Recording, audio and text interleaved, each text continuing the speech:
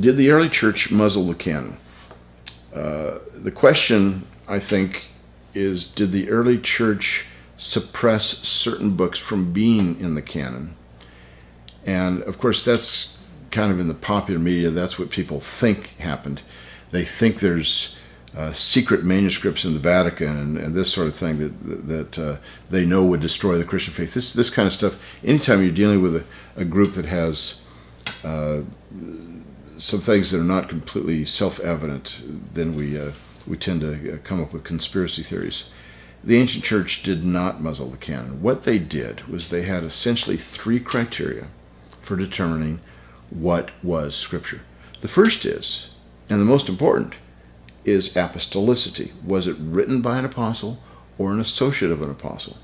Now, when you take that criterion by itself, you exclude all 2nd century and later documents. Some people say, well, the Gospel of Thomas, that should go in the New Testament. Well, no one thinks Thomas wrote the Gospel of Thomas, and virtually everyone agrees it's a 2nd century document. I think it was written between 120 and 140. There's some who date it significantly later, some who date a little bit earlier. The Gospel of Mary, the Gospel of Philip, the Gospel of Peter, the Apocalypse of Peter, the Acts of Peter. You've got all these documents out there, other letters by Peter that don't go in the New Testament. And why not? Because the ancient church said, these don't look like they're 1st century documents. The Shepherd of Hermas is an ancient document that was very well received in the church. It was considered to be orthodox. Churches all over the place accepted it.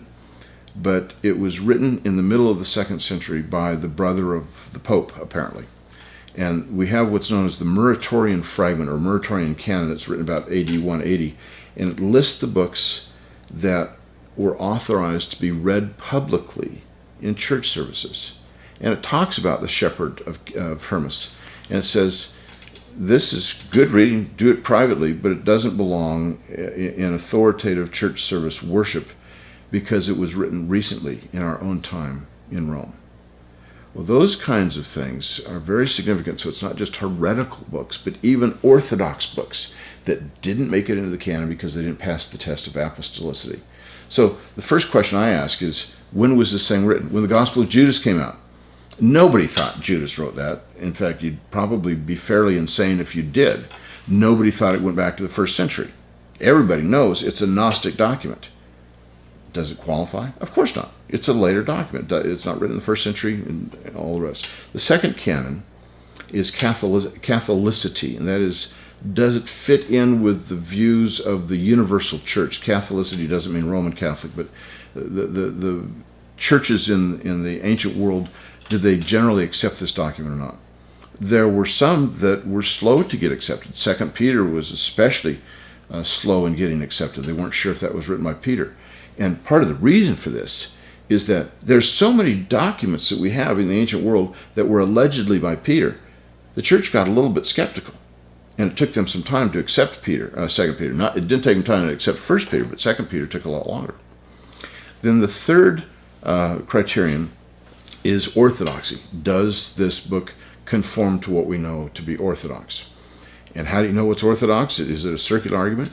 Well, no, we have the words of Jesus, so that even the words of Jesus probably were accepted as authoritative, even though the Gospels they were written in, it took some time before the church accepted those as authoritative and canonical. They just accepted the words of Jesus originally. And then there were hymns, there were creeds, there was the oral tradition that would passed on from generation to generation that established what orthodoxy was. There were eyewitnesses. Even Papias in the early 2nd century talks about speaking to people who were eyewitnesses. And so he's telling us about what orthodoxy was at that time. So apostolicity, Catholicity, orthodoxy were the three criteria the ancient church used. Those are the three criteria I think we should use today.